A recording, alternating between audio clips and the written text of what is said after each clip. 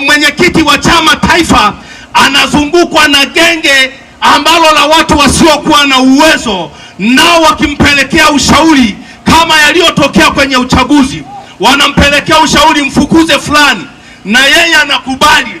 Kwa sababu gani? Ni kwa sababu hana watu sahihi wa kumshauri katika mambo ya ujenzi wa chama kwa ajili ya kujenga chama kwa levo ya kimataifa na levo ya kinchi kwa ujumla. Hiyo itapelekea chama kufeli. Jambo la pili, katika kufeli katika demokrasia ni kuto kukubali kupokea mawazo ya wengine katika ujenzi wa chama.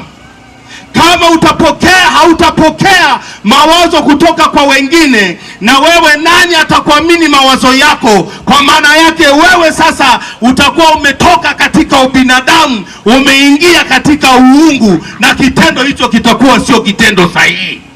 Hivi ni kweli tunampenda ndugu yetu au tunatania?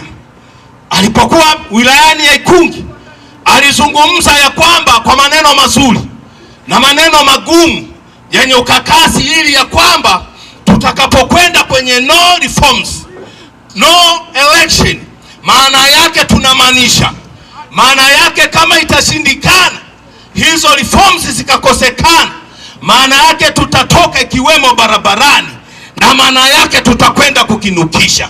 Sasa ninachotaka kusema wananchi wa Singida, leo hii Lissu yuko ndani, lakini wananchi waliokuwepo maeneo haya ambao wanasema wanamuunga mheshimiwa Lissu mkono, nikiwemo pamoja na mie, leo mtu kaingia ndani, yuko amekamatwa na ameshikiliwa.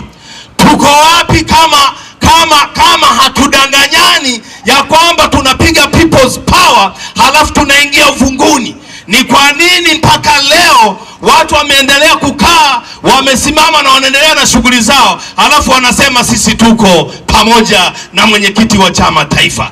Sasa ile kauli ya kusema ya kwamba tutakinukisha, kama leo hii mtu amekamatwa bado ametulia, hamna kitu. Wa Tanzania bado hawajawa tayari kwa ajili ya vitu vingine vya mapambano.